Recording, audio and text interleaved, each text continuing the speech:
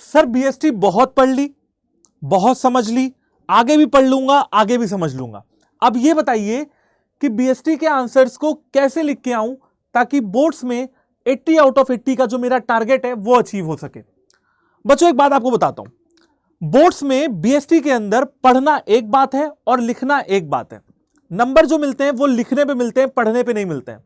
बच्चे क्या गलती करते हैं, साल भर बीएसटी पढ़ते हैं या पेपर के 4 दिन पहले, 1 हफ्ते पहले, 10 दिन पहले, 20 दिन पहले बीएसटी पढ़ते हैं, लेकिन लिखने के ऊपर कोई फोकस नहीं करते हैं। ना वर्ड लिमिट का ध्यान देते हैं, ना कीवर्ड्स का ध्यान देते हैं, ना अपनी इंग्लिश का ध्यान देते हैं, और ना हैंड राइटिंग का ध्यान देते हैं, और ना ही प्रेजेंटेशन का ध्यान देते हैं। और अगर केस स्टडी ही गलत सॉल्व करके आंसर लिख के चले आए तो भैया पूरे के पूरे मार्क्स अपने खो बैठते हैं। ये बच्चे आमतौर पर गलती करते हैं बीएसटी में, मेरे एक्सपीरियंस के हिसाब से।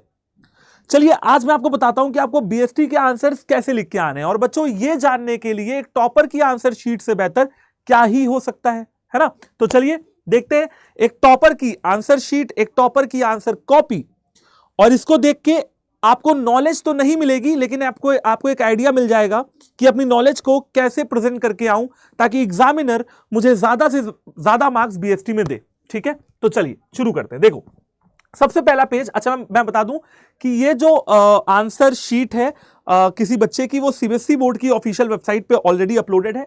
24 पन्ने की ये आंसर शीट है। देखिए पहला क्वेश्चन इसने क्या लिखा है बच्चे ने कि answer to the question number 31 है ना, यानी कि इसने पीछे से लिखना शुरू किया है, बड़े क्वेश्चन से लिखना शुरू किया है। क्वेश्चन रहा होगा प्रिंसिपल्स ऑफ मैनेजमेंट के फीचर्स से रिलेटेड। तो आप देख सकते हो बच्चों कि यहां पे उसने पहले एक फ्लो चार्ट बनाया। फ्लो चार्ट बहुत रफ है, फ्लो चार्ट में ऐसा नहीं है कि सर्किल है तो प्रॉपर एक सर्किल है ना, उसने रफली बनाया है। प्रिंसिपल्स ऑफ मैनेजमेंट के जितने फीचर्स हैं उसने 5 के 5 फीचर्स यहां पे एक्सप्लेन किए हुए हैं। और अगर आगे आप देखते हो तो ये देखो फीचर्स और प्रिंसिपल्स ऑफ मैनेजमेंट को फ्लो चार्ट बनाने के बाद यहां पे एक्सप्लेन किया है। एग्जांपल देता हूं, जनरल गाइडलाइंस अगर यहां पे लिखी है तो आप पढ़ के देखो, principles of management are just general guideline. फिर उसने जनरल गाइडलाइन को अंडरलाइन किया हुआ है, रेडीमेड सॉल्यूशन को अंडरलाइन किया हुआ है, गिवन सिचुएशन को अंडरलाइन किया हुआ है, फिर उसके बाद डिसीजन मेकिंग को अंडरलाइन किया हुआ है। ऐसे ही आप देखोगे तो इसने दूसरा पॉइंट एक्सप्लेन किया है, फ्लेक्सिबिलिटी। ध्यान दीजिएगा इस बच्चे की हैंडराइटिंग पे, मैं ये कहूंगा कि इस बच्चे की हैंडराइटिंग ठीक ठाक है, अच्छी है, ठीक ठाक है। आप लोगों की भी अगर हैंडराइटिंग ऐसी ही है तब तो कोई टेंशन वाली बात नहीं है, अगर ऐसी नहीं है तो टेंशन वाली बात ये रहती है, क्योंकि सीबीएसई बोर्ड या कोई भी एग्जामिनर ये सोचता है कि चलो ये बच्चा जो है ये बहुत प्यारी हैंडराइटिंग ना लिख के आए। हर बच्चे की हैंडराइटिंग सेम नहीं होती, कुछ बच्चे बहुत सुंदर लिखते हैं, कुछ बच्चे नहीं लिख पाते हैं। लेकिन सीबीएसई बोर्ड ये कहता है कि देखो भैया कम से कम इतना लिख दो कि एग्जामिनर को पढ़ने में आ जाए। तो इस बच्चे ने प्रॉपर लिखा हुआ है। फिर इसने बच्चे ने आप देखो थर्ड एक्सप्लेन किया, ठीक है, और ये यहां पे एक्सप्लेन करके ये अपने क्वेश्चन नंबर 32 पे आ गया। ठीक है, क्वेश्चन नंबर 32 होगा इसका बेटा, factors affecting working capital requirement. Working capital, fixed capital जो आपका फाइनेंशियल मैनेजमेंट में का एक टॉपिक है, तो उसके जो फैक्टर्स अफेक्टिंग है, nature of business, level of competition, credit availed, operating efficiency, ये सारी चीजें यहां पे इसने एक्सप्लेन करी है। अगेन इसने एक एक पॉइंट को डिटेल में एक्सप्लेन किया है। इस बच्चे ने वर्ड लिमिट का ध्यान भी दिया है और टू द पॉइंट आंसर लिखा है।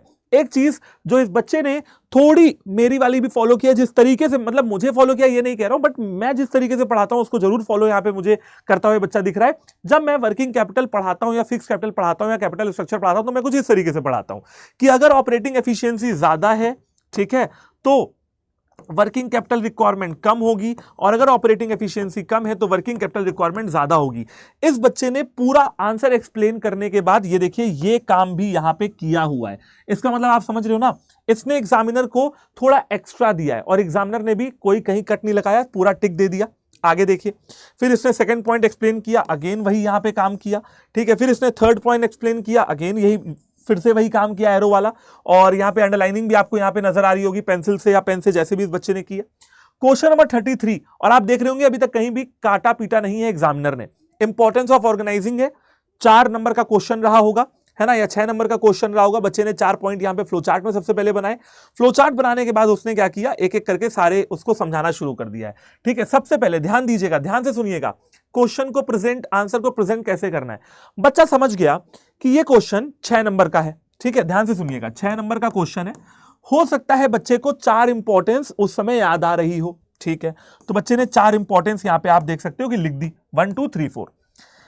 अब बच्चे ने सोचा यार 6 नंबर का क्वेश्चन है, चार इंपॉर्टेंस याद है तो क्या करें? देखिए सबसे पहले इस बच्चे ने अगर ऑर्गेनाइजिंग की इंपॉर्टेंस पूछी गई है तो डायरेक्टली ऑर्गेनाइजिंग की इंपॉर्टेंस नहीं बताई, पहले इस बच्चे ने समझाया कि ऑर्गेनाइजिंग क्या होता है। और ये देखिए ये चीज पूछी नहीं गई थी बच्चों पेपर में, लेकिन ये बच्चा फिर भी बता के आया। यहां पे इसने ऑर्गेनाइजिंग की डेफिनेशन बताई पार्ट ए में, फिर पार्ट बी में इस बच्चे ने इंपॉर्टेंस को शुरू किया और फिर अपने 1, 2 और 3 और 4 इंपॉर्टेंस को यहां पे ये बच्चा समझा के आया।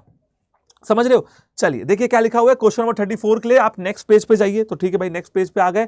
क्वेश्चन नंबर 34 में हो सकता है कि कंट्रोलिंग की प्रोसेस से क्वेश्चन आया हो, केस स्टडी हो। बच्चे ने पहले step 1, step 2, step 3, step 4, step 5 और ये बीच में आप एरो दिख रहे होंगे, एरो आपको दिख रहे होंगे, ये सारे एरो बना के सारे इसने स्टेप लिखे। पहले फ्लो चार्ट के द्वारा इसने प्रोसेस बताई, फिर एक एक करके क्या किया इस बच्चे ने, एक एक करके सारे के सारे प्रोसेस को यहाँ पे एक्सप्लेन कर दिया। ध्यान दीजिएगा इस बच्चे ने यहाँ पे भी यही किया है, यहाँ पे इसने कंट्रोलिंग की डेफिनेशन को एक्सप्लेन किया हुआ है। ये देख रहे हो, कंट्रोलिंग की डेफिनेशन को यहां पे पहले एक्सप्लेन किया, उसके बाद इस बच्चे ने कंट्रोलिंग की प्रोसेस लिखी। बच्चों मेरे कहने का मतलब यह है कि अगर आपसे कोई चीज पूछी जा रही है तो आप उसको डायरेक्टली मत बताओ, कुछ एक्स्ट्रा बताने की कोशिश करो। इस बच्चे से कंट्रोलिंग की प्रोसेस पूछी गई थी, ये चाहता तो ना फ्लो चार्ट बनाता, ना प्रोसेस बताता, ना डेफिनेशन बताता, सीधे कंट्रोलिंग की प्रोसेस पे आ जाता, जो आप लोग गलती करते हो। तो ये काम नहीं करना है, कुछ एक्स्ट्रा बताइए। अगर कंट्रोलिंग की प्रोसेस पूछी जा रही है तो कंट्रोलिंग की मीनिंग बताइए। अगर प्लानिंग के टाइप्स ऑफ प्लान बताए पूछे जा रहे हैं तो प्लानिंग की डेफिनेशन को बताइए कि प्लानिंग क्या होता है। ठीक है, अच्छा ध्यान दीजिए, सब पार्ट्स बच्चे ने लिखे, जैसे एनालाइजिंग डेविएशन में दो चीजें ये आती हैं, तो ये बताया critical point control management by exception. ठीक है, ये सारी चीजें बच्चे ने यहाँ पे कवर की हैं, क्लियर की हैं। फिर आते हैं क्वेश्चन नंबर 30 पे। 30 पे देखिए क्वेश्चन होगा मार्केटिंग मिक्स से, तो इसने सबसे पहले अगेन यहाँ पे वही काम किया, पहले इसने मार्केटिंग की डेफिनेशन दी है, फिर उसके बाद प्रोडक्ट, प्राइस, प्लेस, प्रमोशन, है ना। और मैं मान के चल रहा हूं कि जो क्वेश्चन नंबर 30 रहा होगा वो 4 नंबर का रहा होगा, तो इसने 4 नंबर के हिसाब से 150 वर्ड के अंदर अंदर ये अपना आंसर निपटा के खत्म कर दिया। क्वेश्चन नंबर 29 में आप देखिए, ये क्वेश्चन 4 नंबर का रहा होगा, तो देखिए 31, 32, 33 और 34 ये जो क्वेश्चन होते हैं ये 6 नंबर के होते हैं, है ना। 29 जो है वो ये जो क्वेश्चन है 29 ये 4 नंबर का होगा। यहां से पूछा गया होगा कि ऑर्गेनाइजिंग के टाइप बताओ, तो भैया बच्चे ने बताया कि देखो भैया केस स्टडी में जो ऑर्गेनाइजिंग की टाइप के बारे में डिस्कशन हो रहा है वो इनफॉर्मल ऑर्गेनाइजेशन है। देखिए क्या वर्ड यूज किया है यहां पे, the type of organisation highlighted is informal organisation. Highlighted, है ना, हम लोग ये सब वर्ड लिखते ही नहीं है हाईलाइटेड वगैरह, हम लोग ऐसे ही लिख के चले आते हैं भैया। फिर हम लोग आते हैं बेटा एडवांटेजेस ऑफ इनफॉर्मल ऑर्गेनाइजेशन, तो पहले एडवांटेजेस बताए इनफॉर्मल ऑर्गेनाइजेशन के, इनफॉर्मल ऑर्गेनाइजेशन को यहां पे एक्सप्लेन किया। ठीक है, उसके बाद देखिए इनफॉर्मल ऑर्गेनाइजेशन के एडवांटेजेस बता के चैप्टर क्वेश्चन को क्लोज कर दिया। क्वेश्चन नंबर 28 प्रोडक्शन कंसेप्ट और मार्केटिंग कंसेप्ट में डिफरेंस पूछा गया होगा, डायरेक्ट क्वेश्चन रहा होगा, और ये क्वेश्चन भाई 3-4 नंबर का रहा होगा। तो इस बच्चे ने क्या किया, 4 नंबर के क्वेश्चन में 4 पॉइंट एक्सप्लेन किए, मीनिंग, मेन फोकस, मीन्स और एंड, देख रहे हो। और बिल्कुल नीट एंड क्लियर में उसने क्या किया, उसने बीच में एक लाइन खींची, यहां पे एक अंडरलाइनिंग मारी और यहां पे अपना आंसर लिखना शुरू कर दिया। बिल्कुल सिंपल है। तो बेटा इसी तरीके से आपको भी अपने आंसर्स को प्रेजेंट करना होगा। ठीक है, बहुत से बच्चे पूछते हैं सर एमसीक्यू के लिए क्या करें। वैसे तो आप ये टॉपर की आंसर शीट देख सकते हो, बट चलिए मैं आपको बताता हूं कि इस बच्चे ने एमसीक्यू के लिए क्या किया। कई बच्चे पूछते हैं सर क्या एमसीक्यू में क्वेश्चंस को लिख के आऊं, क्या एमसीक्यू में एबीसीडी लिख के आऊं। देखते हैं इस बच्चे ने क्या किया। ठीक है, सबसे पहले इस बच्चे ने जितने भी एमसीक्यूज है ना वो सॉल्व किए हैं लास्ट में। ठीक है, तो ये देखिए क्या किया, ये एमसीक्यूज इस बच्चे के शुरू हो रहे हैं, पढ़िए क्या किया है आप लोग ध्यान से देखिए। Answer to question 20 is D, answer to question 19 is B, तो जो डी है वो लिख दिया है। क्वेश्चन उतारा नहीं है इस बच्चे ने, ऑप्शन बताया है, ऑप्शन के क्या ऑप्शन सही है वो बताया, ये बताया, ये बताया, ये बताया। ठीक है, उसके बाद ये बताया, ये बताया, ये बताया, और उसके बाद ये बताया। देख लो 12, 11 है ना, मैच द फॉलोइंग में जो सेट है वो बताया। फिर ये देखिए, फिर 10, 9, 8, ठीक है, और फिर उसके बाद 7, 6, 5, 4, 3 और उसके बाद 2 और 1। तो इस तरीके से बच्चे ने यहाँ पे काम कर दिया, बच्चे को नंबर मिल गए। नंबर वैसे यहाँ पे हाईलाइटेड नहीं है, लेकिन मैं आपको बता दूं ये एक टॉपर की आंसर शीट है, खुद सीबीएसई बोर्ड कह रहा है। आप ये मान के चलना कि इस बच्चे के कम से कम 80 में से 75 तो आए ही हैं, और अगर 75 इतने यहाँ से आए हैं, 20 नंबर वाइवा से मिले हैं, तो इस बच्चे के 95 नंबर यहाँ पे बन जाते हैं। तो बच्चा पार्टी में आपसे यही कहना चाहता हूं कि ये तरीका समझ लीजिए आंसर शीट को प्रेजेंट करने का। बीएसटी में presentation is very very very very important.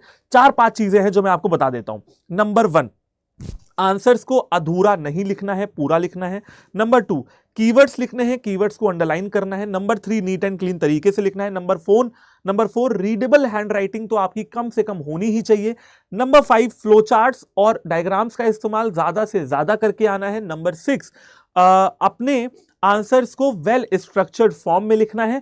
ये सारी चीजें जरूर से जरूर प्लीज मेरी मानना और ध्यान से सुनना। ये तो हो गया कि आंसर कैसे लिखते हैं। अब बात करते हैं जरा पढ़ाई की। तो भैया पढ़ाई करने के लिए आपको जुड़ना है मेरे साथ। कब? मेरे साथ 15 फरवरी को। सर क्या हो रहा है 15 फरवरी को? बच्चों 15 फरवरी को दोपहर में 12 बजे से मैं शुरू कर रहा हूं बीएसटी की महा मैराथन इसी चैनल पे। तो आप लोग जरूर से जरूर इस महा मैराथन का हिस्सा बनिए और अपनी बीएसटी को स्ट्रांग बनाइए।